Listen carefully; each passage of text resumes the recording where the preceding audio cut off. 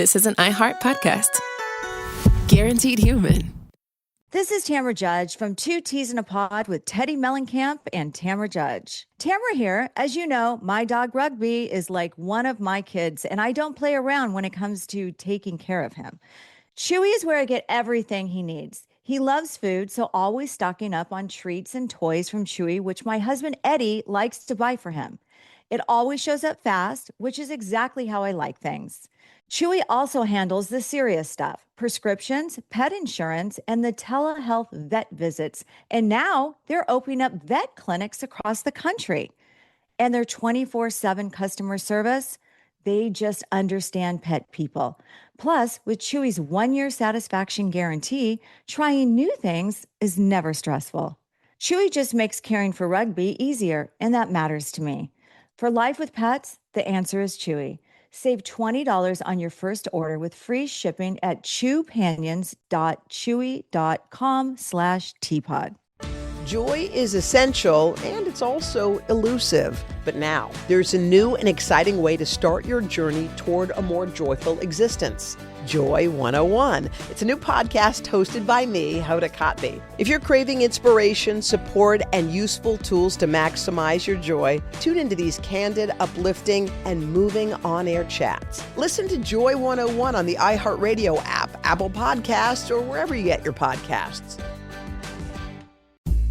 Hi, everyone. It's Chuck. It's Saturday, and that means it's time for another Saturday Select.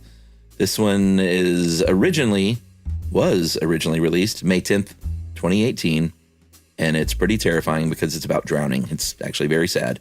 I don't even remember if we made any jokes in this one because drowning is frankly terrifying and probably one of the worst ways that one can die if you don't like being in a panic. So, how drowning works, May 10th, 2018. Welcome to Stuff You Should Know, a production of iHeartRadio.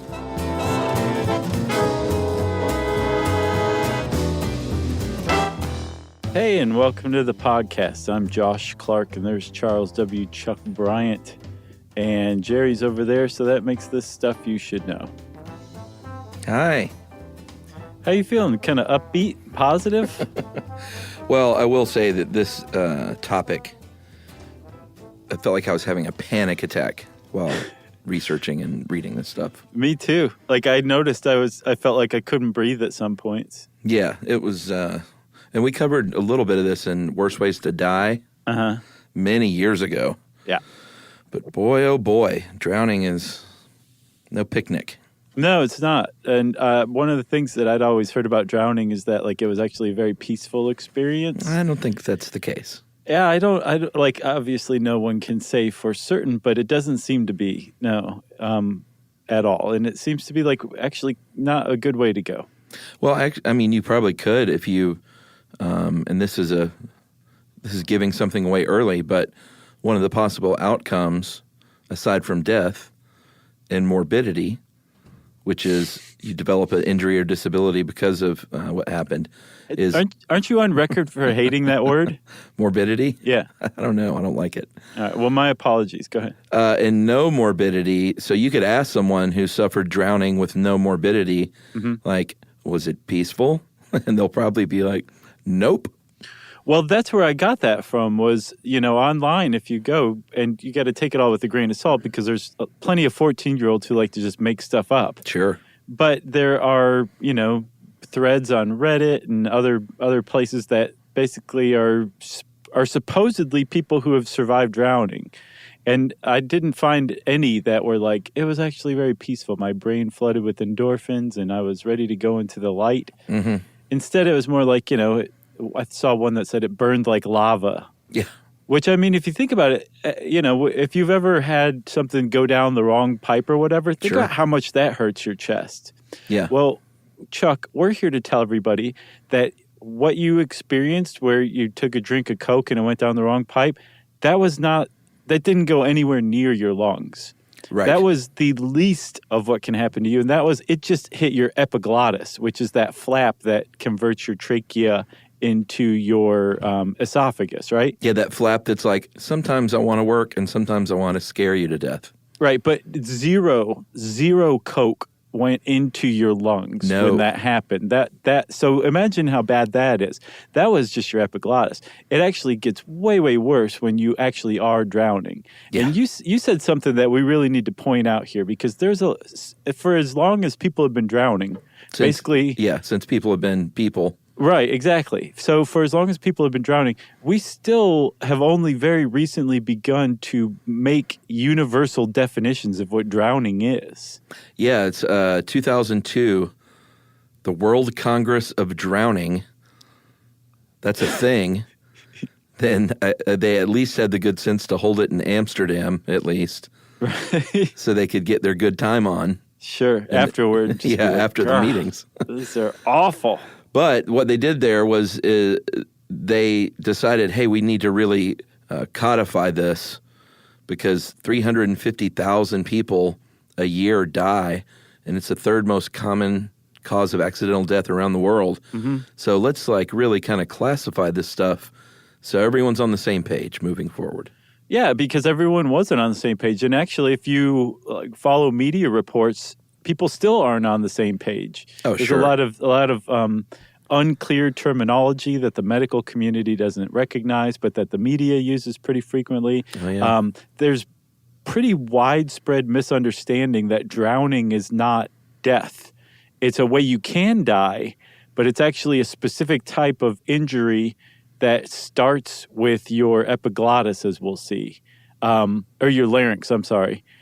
But it's like a injury that can happen to you that you can die from, but you can actually have drowned and survived. Yeah, that's very misleading, because that's the actual definition. But in everyday parlance, if you say, I went to the pool last weekend and my child drowned, and someone said, "Oh my God," oh no, they're fine. Right. It's not a very fair thing to say to a friend. No, it's not. But if you're following the definition of the 2002 World Congress of Drowning, that would be the right thing for you to say. Yeah, but that kind of pedantry in just everyday conversation, you should lead by saying, I had a close call. Mm-hmm. My child technically drowned according to the World Congress of Drowning. Right. And then they're doing fine. Push the glasses up your nose. Right. As you're saying it. Exactly. So I gave away a little bit here. With drowning, the whole process starts when water or liquid comes in contact with your larynx, your voice box. That something, as far as human evolution goes, something about that flips your reptilian brain out. Yeah. And your motor takes over. Like your motor instincts take over, and there's very little you can do from that point on as far as conscious thought and movement.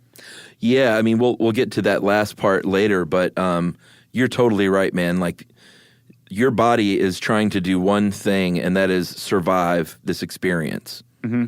And like I said, we'll get in a little more of what drowning looks like. But during drowning, you're right, that first contact with water in the larynx, you have that gasp initially, and then you are in charge for a short time because you try and hold your breath voluntarily, but then your larynx just starts spasming, and hypoxemia, hypoxemia,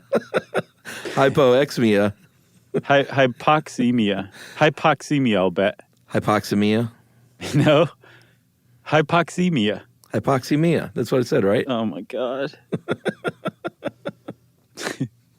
Hypoxemia. It's funny. I looked up a bunch of word pronunciations today, but that one, I just flew right by it. I'll tell you one I've got down is quinceañera. Yeah, that's next. Right. How about hypoxemia? Sure. Basically what that is decreased levels of oxygen in your bloodstream. So your body's trying to fight that. Right. So your larynx, whether you like it or not, your larynx has closed. You're not breathing. You're holding your breath because your larynx is trying to prevent liquid from going into your lungs, right? Mm-hmm. And so as this is going on, you're losing oxygen concentration in your lungs. You're having a buildup of CO2. Mm-hmm. And I got this from a reference to a passage from the book The Perfect Storm. Okay. But supposedly, studies have shown that after about 87 seconds, your body says, "Okay, to hell with this. I can't spasm any longer. I'm going to try to take a breath." Right. If you happen to be underwater, then you've just taken in water. Right. And now a whole different set of events is happening, right?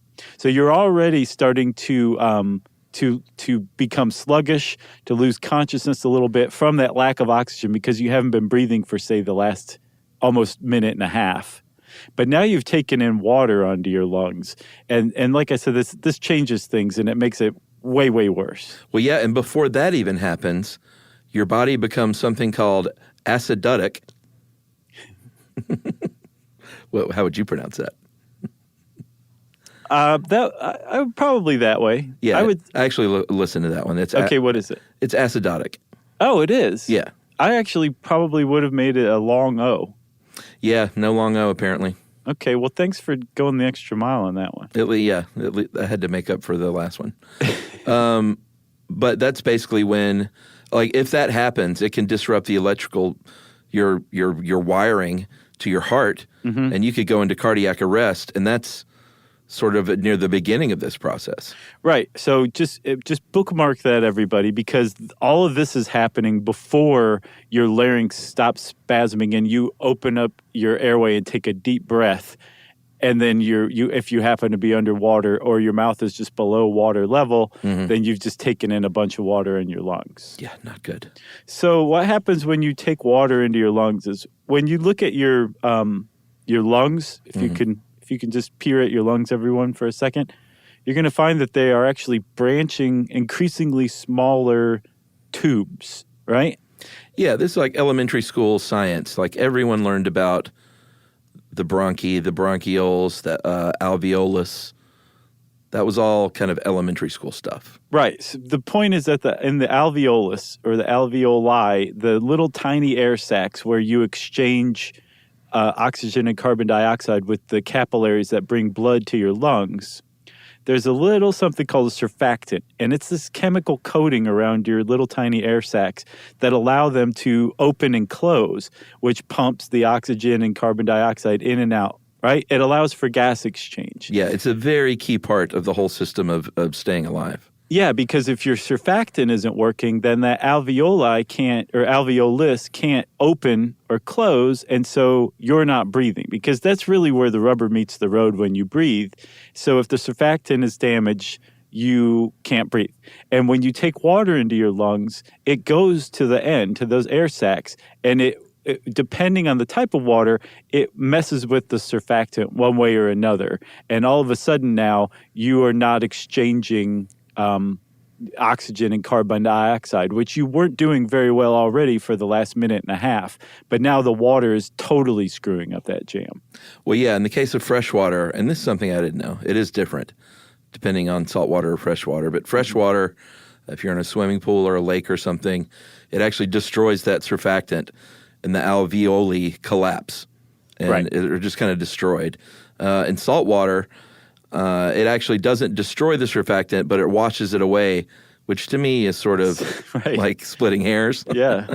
It makes the surfactant, it doesn't work anymore, no matter which way you slice it. Right, exactly. And so there's a couple of different, two real differences between taking in fresh water and taking in salt water in your lungs, because fresh water bears a pretty strong resemblance to the water in your body and specifically in your blood. Yeah. When that water enters your lungs, it actually passes very easily from your lungs into your bloodstream. Mm-hmm. And so what happens is the dilution, the concentration of water in your blood, it becomes overrun with water to where you end up, I saw apparently one World War II study found that people's blood or animals' blood, which I hate to think of how they found this out. Oh, you know how they found that out. But animals' blood within 3 minutes had an equal part of water and blood, or whatever is not water in the blood, within 3 minutes, which is way more of a dilution than we normally have. So you've gone from not breathing very well because you're holding your breath, to suddenly not only are you not exchanging air, your blood is diluted within like 3 minutes in a freshwater drowning. Yeah, you're really disrupting the balance of your blood and the water in your body. Mm-hmm. Everything is just thrown out of whack.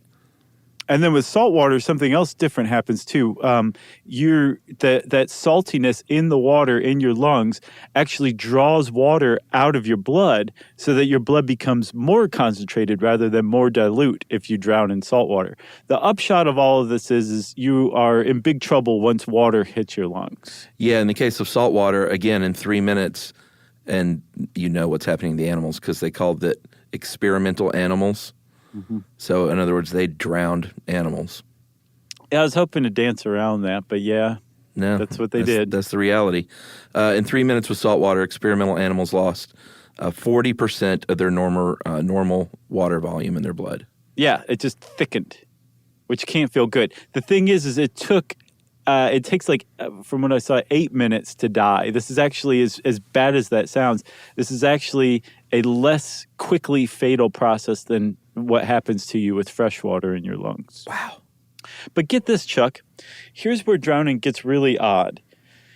You can die of drowning without a single drop of water ever touching your lungs.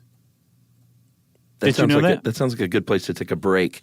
Oh, are we going to cliffhanger this mamma jamma? I think we should hang it off the cliff. Okay, let's do it. All right, we'll be right back.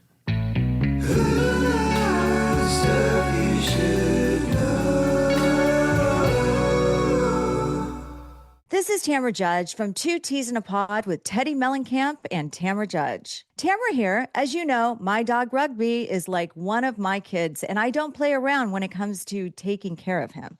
Chewy is where I get everything he needs. He loves food, so always stocking up on treats and toys from Chewy, which my husband Eddie likes to buy for him. It always shows up fast, which is exactly how I like things. Chewy also handles the serious stuff, prescriptions, pet insurance, and the telehealth vet visits. And now they're opening up vet clinics across the country. And their 24/7 customer service, they just understand pet people. Plus, with Chewy's 1-year satisfaction guarantee, trying new things is never stressful. Chewy just makes caring for Rugby easier, and that matters to me. For life with pets, the answer is Chewy. Save $20 on your first order with free shipping at chewpanions.chewy.com/teapod.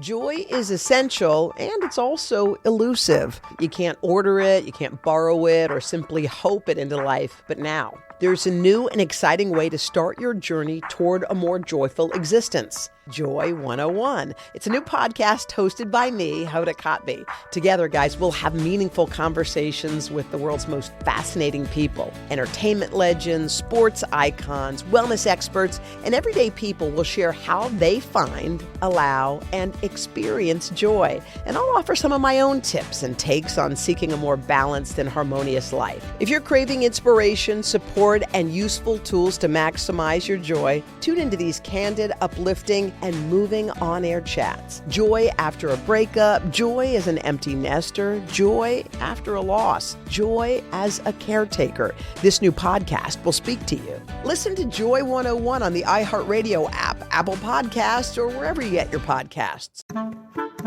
Mainstream media is full of cruel depictions of the unhoused. Stories that shame and blame and paint the unhoused as a monolith. We the Unhoused is the podcast that's changing that. I'm Theo Henderson, creator and host, and for years I've created a space where the unhoused and their advocates can tell their own stories. In the last few months alone, I've interviewed unhoused parents, immigrants, mutual aid organizers, veterans, the LGBTQIA+ community, and the policymakers who make the laws that impact the unhoused existence. We the Unhoused is a 2-time Webby and Signal Award-winning show with many exciting guests on the horizon. Tune in this week for my interview with Dr. Jill Wieczorek, a street doctor turned influencer whose work with the unhoused community has made a huge impact online and in her community.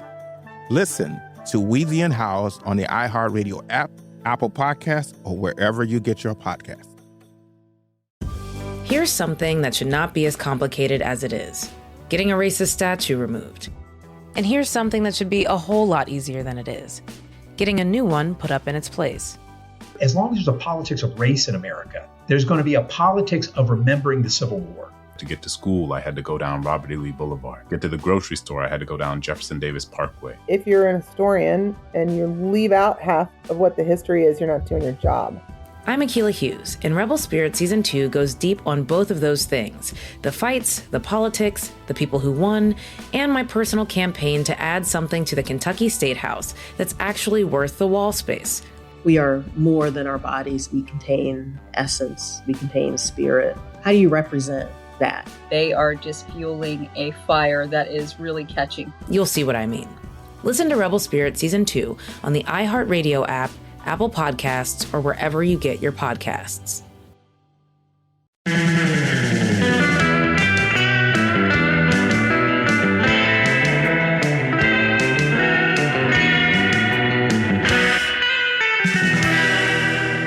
Man, Chuck, good call.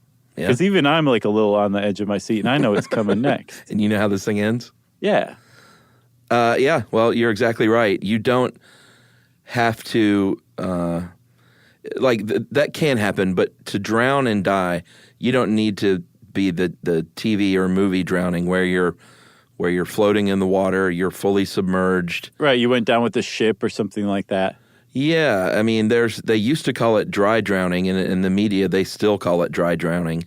It was coined in the 1970s, but those are drowning deaths in which the larynx spasmed from exposure to water, but they died from asphyxiation. No water entered the lungs. Right. And it makes sense to call it dry drowning, but the CDC and everyone else basically said this it's just drowning. Right.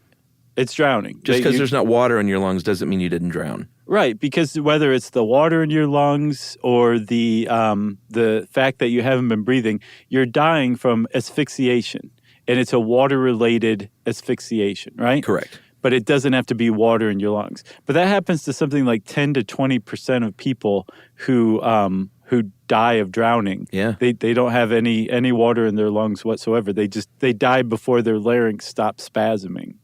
Yeah, and there have been some really sad cases. This one that's referenced in the article you sent just last year in 2017, a 4-year-old boy in Texas was knocked over by a wave, just playing out in the ocean, like knee-deep in water.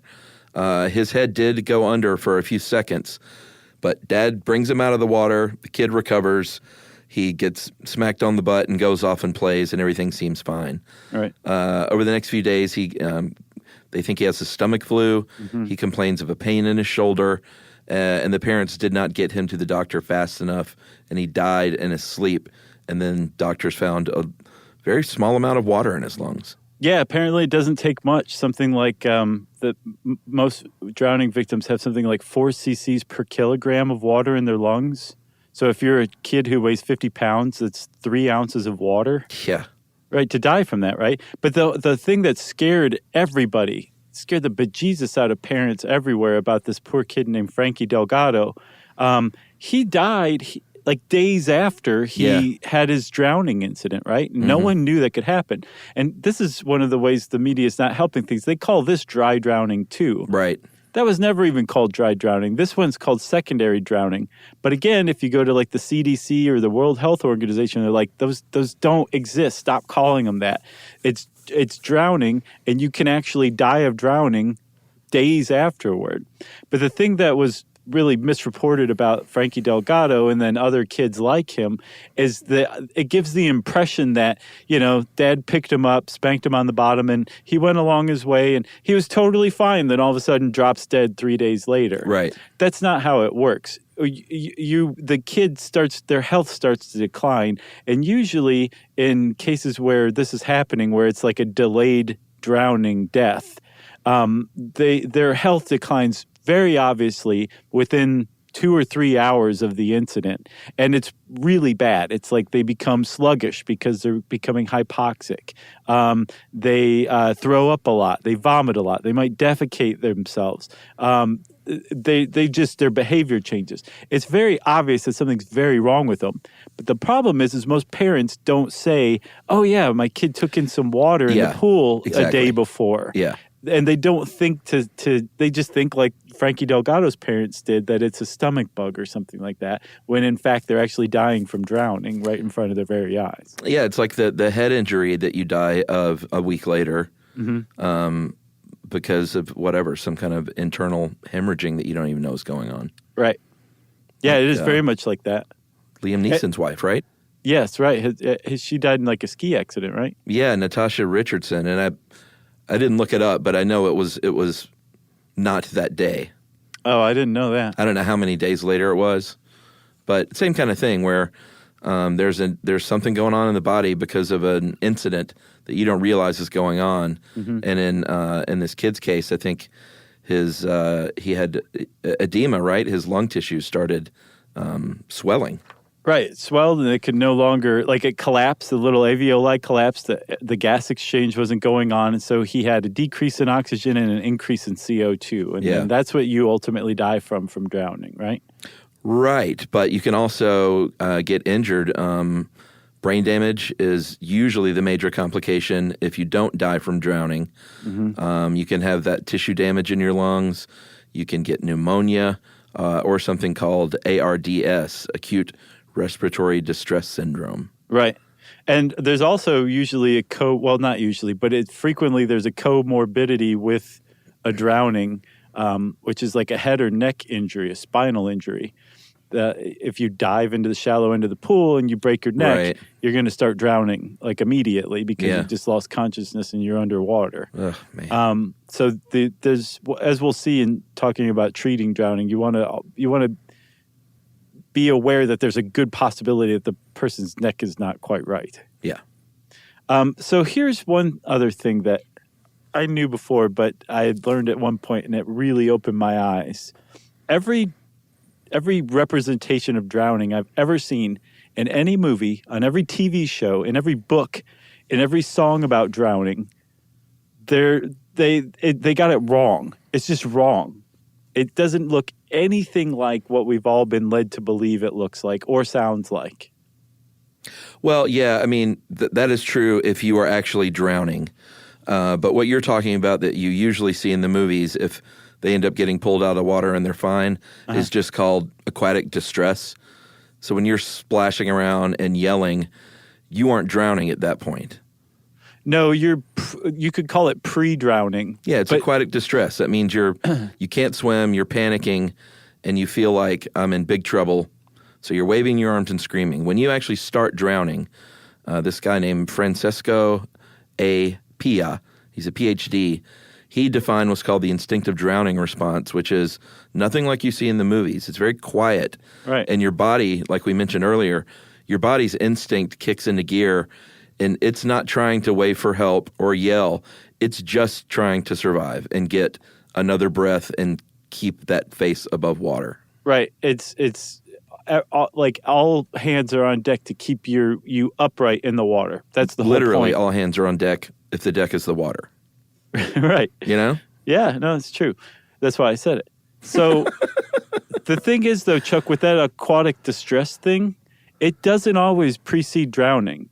So much so that drowning can come on without aquatic distress. Oh, yeah. And people are so conditioned to think of drowning as aquatic distress or vice versa that this is about the most heartbreaking thing I've ever heard. There are kids who will drown, a substantial amount of kids who drown within 25 yards of a parent or whoever is supposed to be watching them. And a significant portion of those kids drown with the parent or supervising adult actually watching them drown and not realizing what they're seeing because it doesn't look like what they think drowning looks like. Yeah, 10%. I wouldn't overstate it, but yeah, 10% of the parents actually watch this happening. Right. So this is what drowning looks like, right? If you're not going to once drowning starts, if you've gone through aquatic distress, once the drowning starts, you have your head. Your mouth is about at water level, and you can't call out for help because there's one of two things going on. Either you are trying to catch your breath every time your mouth comes above water, and it's happening so infrequently that all you can do is work on inhaling and exhaling, or your larynx is spasming and you're not breathing at all. And if you're not breathing at all, you obviously physiologically can't shout or speak or do anything. But either way, you're not able to shout or yell or call for help or say anything. Yeah, I mean, the way I read it, though, is it's not like you're working on breathing. You have no choice in the matter. Yeah. Like your body has taken over, and it's not like you're like, oh, I need to get my breath. You may want to yell. Right. But your body is saying, no, speech is secondary in this whole situation. Right. We need to get you to breathe. Yep. And then very similarly, your body, you can't control your arms any longer. Whatever you want to do with your arms, you can't. All you can do is kind of flap at the water.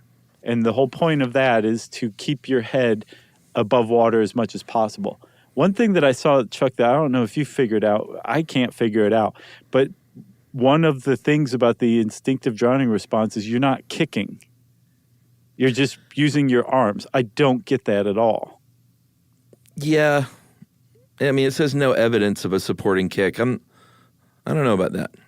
It just seems weird that your body wouldn't be like, oh, yeah, let's get the legs in on this, too, and maybe that'll actually help keep us above water. Yeah, like that's kind of the most important part of treading water. I wonder also if it's because as you're getting a lower concentration of oxygen and you're becoming a little more sluggish, kicking your legs is actually harder than flapping your arms, so you just can't. Like your muscles won't do it. I don't know. It's weird. It seems like that would be part of that natural instinct. I would think so too. But another part of the fact that you can't control your arms is that if somebody holds a pole out right in front of your hand, you can't say, hand, grab pole. Mm-hmm. You can't grab like a lifesaver ring. Like you can't do anything but flap your arms up and down, and you're not doing that. Your body has taken over, and this is this instinctive response that Dr. P is talking about.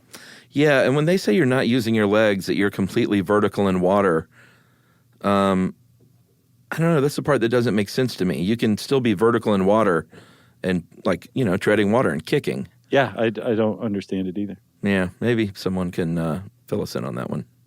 So this whole instinctive drowning response, supposedly the most people can last between 20 and 60 seconds of doing this, basically bobbing and using every bit of your strength to get your mouth above water. But eventually you start to lose that battle and your mouth comes above water less and less frequently, and then eventually you are submerged.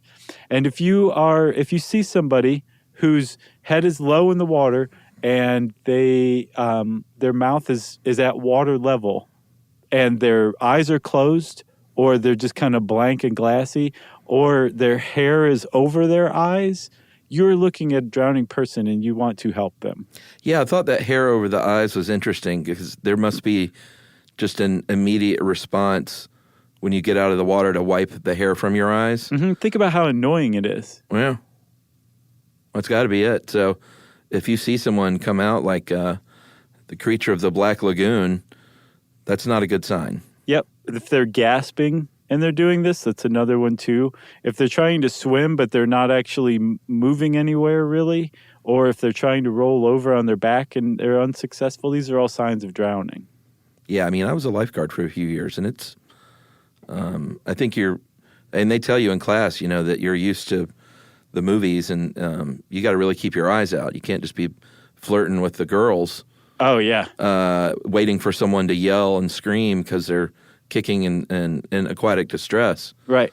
You have to keep your eyes peeled. A good lifeguard is very vigilant. Well, I remember hearing that like, when they interview most lifeguards about, somebody who drowned in their pool, they're like, I had no idea. They were there a second and then they were gone, and I didn't even notice. They didn't make a sound, Yeah.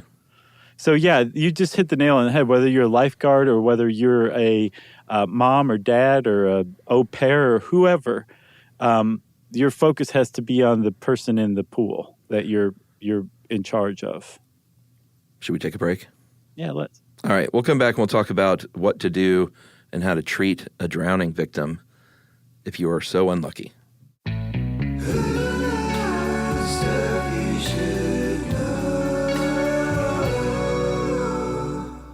This is Tamara Judge from Two Teas in a Pod with Teddy Mellencamp and Tamara Judge. Can we take a moment to talk about Chewy?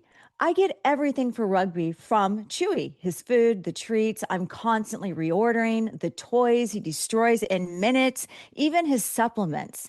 And it always shows up fast. Chewy also handles the serious stuff, prescriptions, pet insurance, telehealth vet visits, and they're even rolling out vet clinics across the country. Their 24/7 customer service actually understands dog moms like me and cat moms, bird moms, reptile moms, all of us. And with Chewy's 1-year satisfaction guarantee, trying something new is never stressful. For life with pets, the answer is Chewy. Save $20 on your first order with free shipping at chewpanions.chewy.com/teapod. Joy is essential, and it's also elusive. You can't order it, you can't borrow it, or simply hope it into life. But now, there's a new and exciting way to start your journey toward a more joyful existence. Joy 101. It's a new podcast hosted by me, Hoda Kotb. Together, guys, we'll have meaningful conversations with the world's most fascinating people. Entertainment legends, sports icons, wellness experts, and everyday people will share how they find, allow, and experience joy. And I'll offer some of my own tips and takes on seeking a more balanced and harmonious life. If you're craving inspiration, support, and useful tools to maximize your joy, tune into these candid, uplifting, and moving on-air chats. Joy after a breakup, joy as an empty nester, joy after a loss, joy as a caretaker. This new podcast will speak to you. Listen to Joy 101 on the iHeartRadio app, Apple Podcasts, or wherever you get your podcasts. Mainstream media is full of cruel depictions of the unhoused. Stories that shame and blame and paint the unhoused as a monolith. We the Unhoused is the podcast that's changing that. I'm Theo Henderson, creator and host, and for years I've created a space where the unhoused and their advocates can tell their own stories. In the last few months alone, I've interviewed unhoused parents, immigrants, mutual aid organizers, veterans, the LGBTQIA+ community, and the policymakers who make the laws that impact the unhoused existence. We the Unhoused is a 2-time Webby and Signal Award-winning show with many exciting guests on the horizon. Tune in this week for my interview with Dr. Jill Wieczorek, a street doctor turned influencer whose work with the unhoused community has made a huge impact online and in her community. Listen to We the Unhoused on the iHeartRadio app, Apple Podcasts, or wherever you get your podcasts. Keith Giamanco seemed like a mild-mannered suburban dad, but secretly, he became someone else, a master of disguise who went on a crime spree. At the time, did it seem like a crazy idea? It seemed very crazy, but I felt so desperate that I felt it was the quickest, easiest way out. Did you allow yourself to think about how it could go wrong and what that might look like? No. I didn't want to manifest that. I was trying to manifest success. Every family has its secrets. But what happens when you discover that your dad has been living a double life? That is not the look of an innocent man.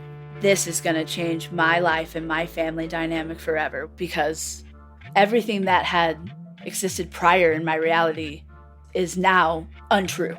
Listen to Deep Cover The Family Man on the iHeartRadio app, Apple Podcasts, or wherever you get your podcasts.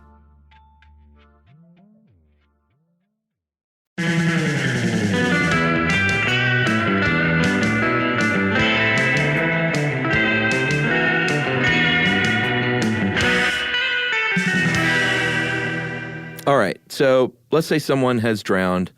Let's just say you're at a pool, just to make this easy, because that's kind of best case scenario because it's contained.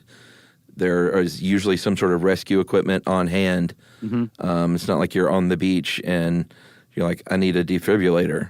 Yeah. But most pools have this kind of stuff now. Plus, you can also see the bottom. There's not usually like an underwater hazard or anything like that. It is about a best case scenario, yeah.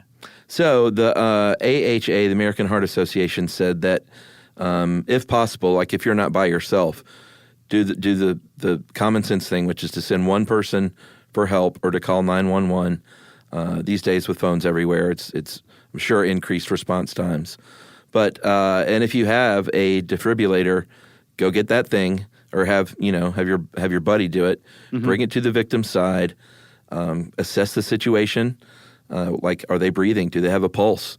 And this is one of the few situations they point out where, because I know we covered CPR, and the hands-only CPR is kind of what's recommended now, but that is not the case with drowning. No, apparently you still want to do mouth-to-mouth is how I took that, right? Yeah, I think so. Which has never made sense to me, because if you're blowing into somebody's mouth, aren't you blowing carbon dioxide into their body? What's the point of that? Is it just to get the lungs opening and closing? I don't know, maybe. I've never understood that. Yeah, because I think that's the case. Like, it's not saying your body needs CO2. I think it's your lungs need to be expanding and contracting. Gotcha. It's been a while, though, since I lifeguarded.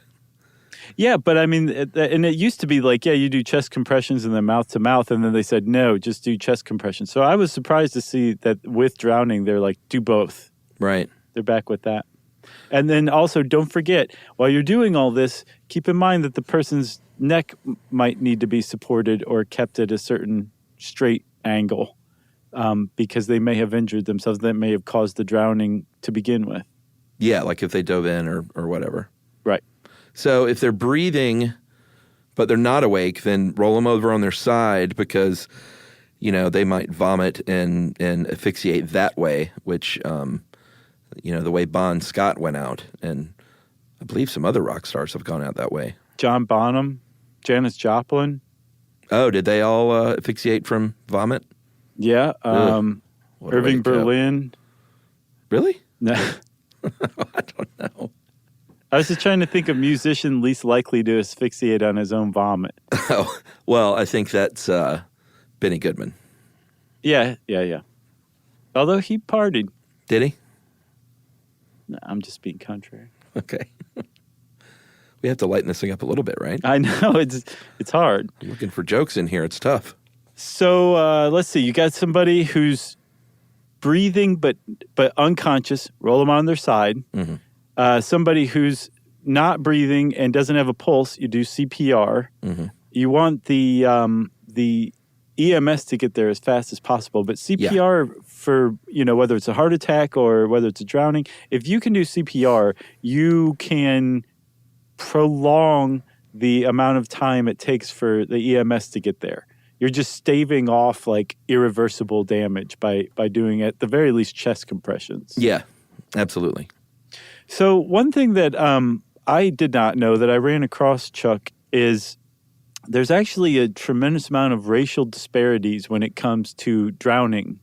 There are far greater numbers of African Americans, and this is the U.S. strictly, African Americans, and then Native Americans and Alaskan Natives who drown compared to white kids. And depending on the venue and the age group, it can actually get shocking how great the difference is. Yeah, between the age range of 11 to 12 years old, African Americans drown in swimming pools 10 times the rate of white kids.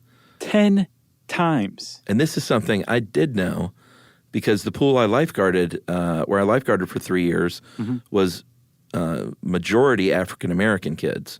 Mm-hmm.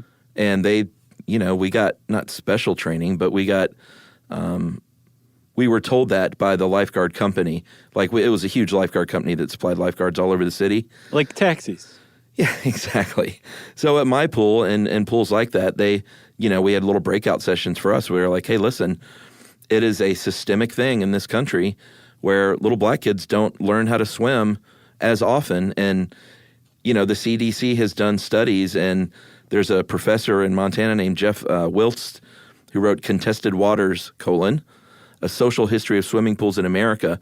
And it all makes perfect sense because of discrimination and segregation. When swimming pools and recreational swimming and sports swimming started to come around, these black families couldn't go to the pools, so they didn't take swim lessons. They didn't learn how to swim. If your grandparents didn't learn how to swim, then they're, I think they even have a stat. Yeah. You have a 13% chance to take swimming lessons and learn how to swim if your parents did not. Only a 13% chance. Right. So it's just passed down.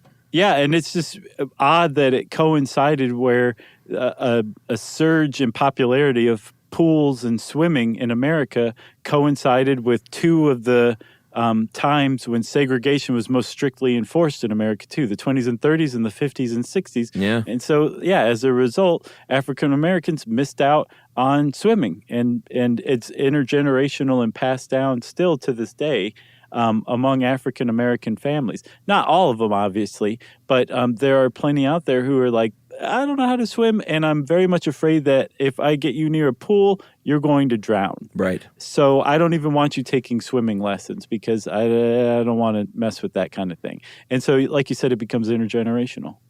Yeah, and there are plenty of programs now, thankfully, and even when I was lifeguarding, 1,000 years ago, plenty of programs to try and give reduced rate or free swimming lessons in communities like that, and basically get everyone trained up. Swimming lessons help. It is one of the ways to prevent drownings is knowing how to swim. Yeah, it sounds like a no-brainer. It does. But you can drown even when you can swim, so that's the reason they point out that one of the best ways to prevent drowning is learning how to swim. Right, it is. But they also make a very big point. If once your kid knows how to swim, you can't just be like, you're fine. You go to the pool by yourself. Yeah. Like this one article put it like learning to swim doesn't drown-proof your kid. No. Something like a quarter of deaths by drowning are from kids who knew how to swim or people who knew how to swim.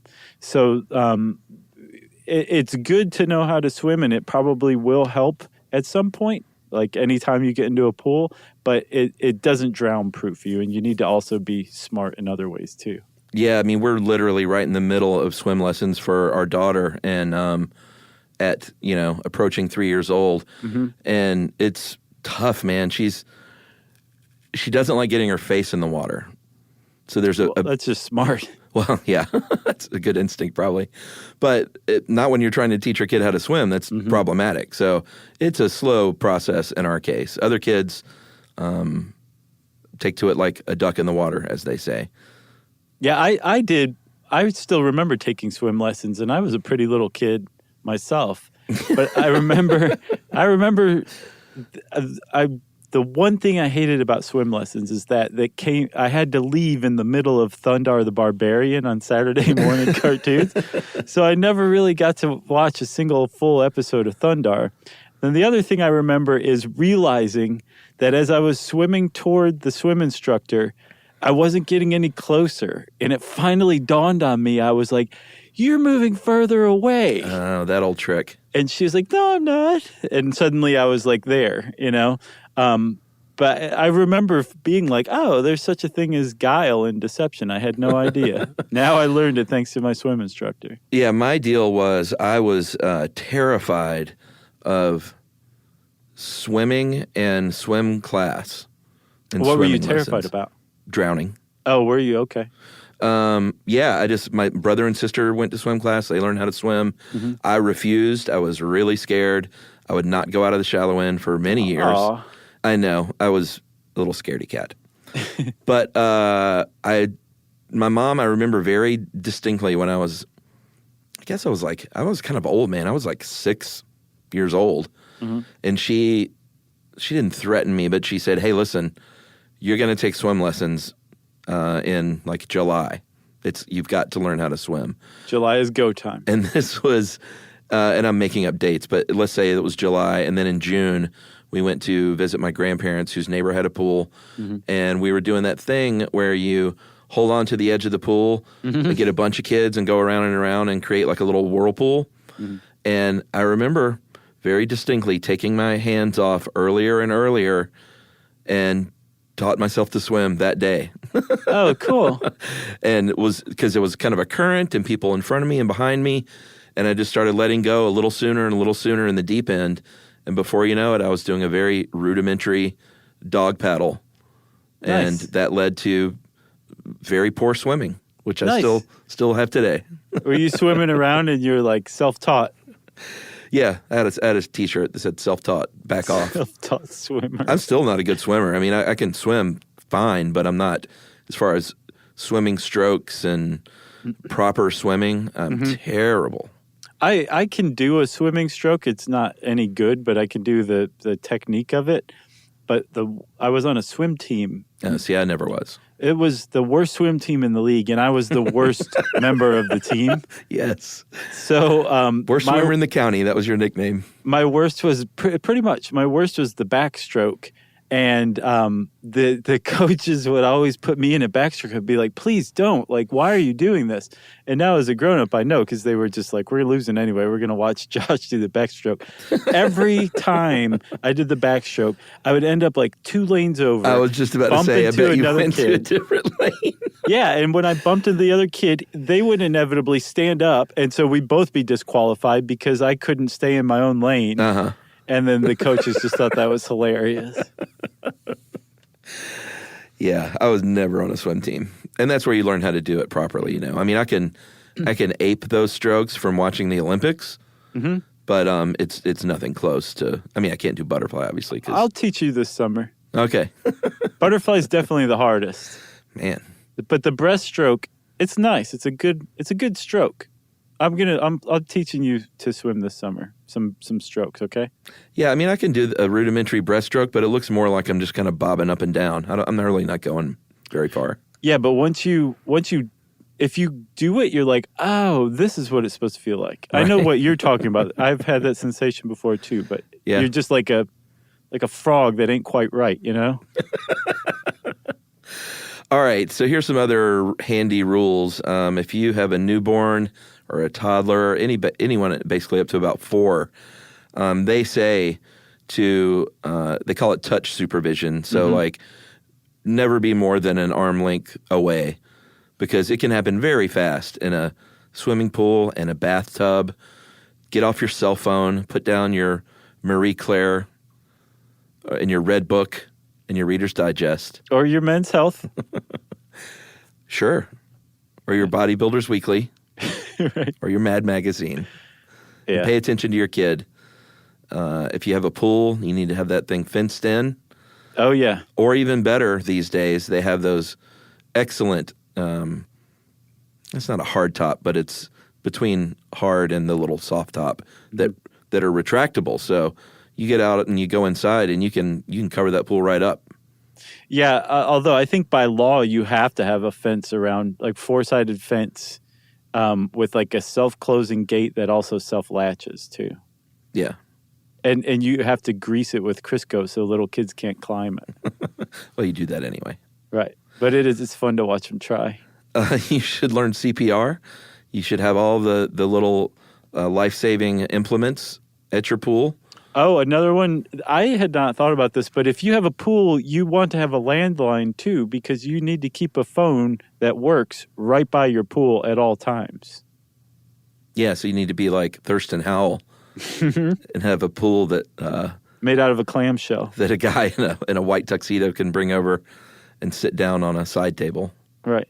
Or like Hunter Thompson at the Beverly Hills Hotel. Well, I need to bring up Hunter Thompson at some point in this episode. One other thing I want to say too, also, if your kid has like an episode that looks like a close call to you, but they seem fine, then yes, keep an eye on them for the idea that they could conceivably have drowned and they could be developing symptoms. And if they start to develop any symptoms, then take them to the ER, and the ER doctors will very kindly listen to their lungs to see if they hear any water. Easy peasy, right? Mm-hmm. At the same time, don't freak out. Like if your kid just coughs and sputters a little bit and they're fine and they don't develop any symptoms at all, they're fine, most likely, right? But it does pay to be vigilant, and it is better safe than sorry. Just don't be terrified if your kid, as long as they didn't have anything that you could be like, that was kind of a drowning episode that just happened. You're probably in the clear. Yeah, it's a rare case, that kid in Texas, but because it does happen, keep an eye out for sure. On the other hand, though, the media, like talking about this stuff, supposedly has saved at least one other kid's life. from the publicity that went around that case. It happened to another kid later on, and the parents had heard about this and took their kid into the ER and saved her life, I believe. Well, there you have it. You also don't necessarily just drown in a pool either. No, I mean, this stuff is horrifying. The thought of an infant drowning in a dog water bowl is a nightmare scenario. Yeah, dog water bowl, open cooler that has melted ice, toilets, a cleaning bucket, anything that can hold something like 1 inch of water is enough to drown an infant and possibly a toddler, I think, too. Ooh. Cars, people drown in cars as well. Yeah. Bathtubs are actually another one. So get this, man. So usually the people who drown in bathtubs are infants or the elderly. But there's a lot of adults who drown in bathtubs and specifically hot tubs. Did you know about this? Well, I mean, yeah. You get a little drunk, you stand up too fast, and you're dizzy from the temperature. Mm-hmm. It's not good. It's not a good combo. No, and that's supposedly what happened to Orville Redenbacher. He was in a hot bath and suffered a heart attack and ended up drowning. Whitney Houston died in a bathtub. And I think every year in the U.S., about 330 people drown in their bathtub in a year. Seems like a normal amount, right? Yeah. Guess how many die in bathtubs in Japan in a year? How many? 14,000. Why? I don't know. I think they take more hot baths. They have those soaker tubs too. Yeah, it's like part of the culture. That's the only thing I can think of, because they also have like 1/3 of the population of the U.S. too. That's a lot of drowning deaths in bathtubs, man. Man. Yeah. Well, they did say too, like more people die in Florida in car drownings just because there are more waterfront roadways. Mm-hmm. And then earlier when we talked about the racial aspect, the whole deal, we kind of flew past it, but Native Alaskans and indigenous peoples died more than white people because they are more often in bodies of water that are probably far away and have logs and rocks and things underneath the surface. Yeah. So they have more exposure to natural bodies of water than the average American. Yeah. You got anything else? Nope. Well, that's drowning. Hopefully we helped in some way, because summer's coming, okay? That's right. And I'm going to teach you the breaststroke. Sweet. If you want to know more about drowning, you can type that sad word into the search bar at How Stuff Works, and it'll bring up something. And since I said that, it's time for listener mail. I'm going to call this first thing I just pulled up on my phone right here. Look at that. Nice. But it's about the Steve Miller Band and Peaches. Remember in the Emojis episode, one of us, probably you. I didn't say Steve Miller. I said Allman Brothers. Oh. Well, he said someone mentioned the line from Steve Miller Band, I really like your peaches, I want to shake your tree. Did one of us not mention that? No, this person is out of their mind. Well, he has an email regardless. Okay, let's hear it. We all love the Steve Miller Band. Now this story is probably not true, but I want you to believe it. Back in college, when my youngest daughter was born, I was driving a delivery truck for a small auto parts company. I worked with this old guy, and he was probably like 42. And his stories, I worked with this old guy. He's probably like 42. That's me talking. Okay. So one time he told me that he worked in this auto shop years ago, and it was owned by this husband and wife, and he had played bass for a little while in the Steve Miller Band, and her name was Peaches, his wife. So the story was that the line from Steve Miller, really like your peaches, want to shake your tree, was Steve Miller taunting his own bass player. Mean. He says, I don't know if this is true, but the story's like, it rang true enough. So I like to think that somewhere there's a couple that owns an auto parts store in Arizona, and to stick it to Steve Miller. Who doesn't want to stick it to Steve Miller, you know? And that's from Jared. Dude, I was in the local market near my house about a year ago. And buying some artisan tonic? No. And my buddy Chris Cox, who you know, who plays bass in my band, he happened to be in there. We were kind of talking about music. His wife's name is Peaches, too. No, it's not. We were talking about music, and this guy who looked like an old Southern rocker came up, and he was like, "You guys in a band?"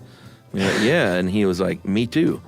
It's like, "Oh yeah," and he like, "I'm the flute player in the Marshall Tucker Band."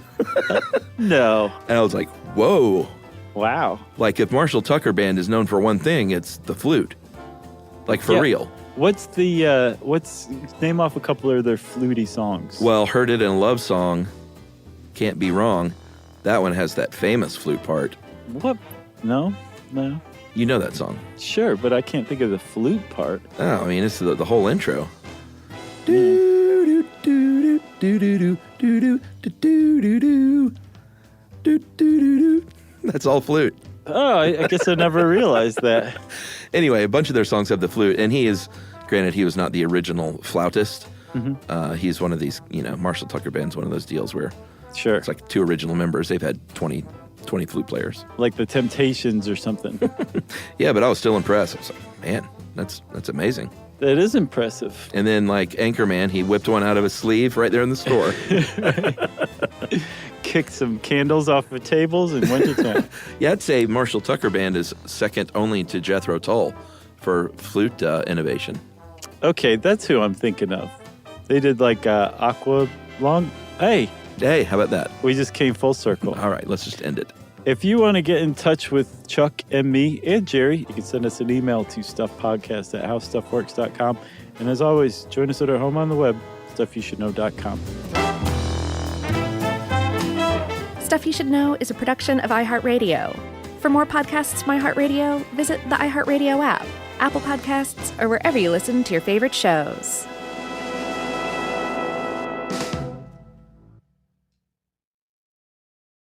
This is Tamra Judge from Two Teas in a Pod with Teddy Mellencamp and Tamra Judge. Can we take a moment to talk about Chewy? I get everything for rugby from Chewy. His food, the treats, I'm constantly reordering, the toys he destroys in minutes, even his supplements. And it always shows up fast. Chewy also handles the serious stuff, prescriptions, pet insurance, telehealth vet visits, and they're even rolling out vet clinics across the country. Their 24/7 customer service actually understands dog moms like me and cat moms, bird moms, reptile moms, all of us. And with Chewy's 1-year satisfaction guarantee, trying something new is never stressful. For life with pets, the answer is Chewy. Save $20 on your first order with free shipping at chewpanions.chewy.com/teapod. Joy is essential and it's also elusive. But now there's a new and exciting way to start your journey toward a more joyful existence.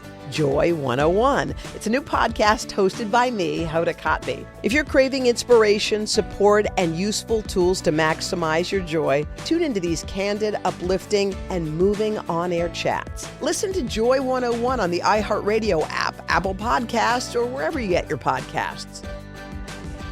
This is an iHeart podcast. Guaranteed Human.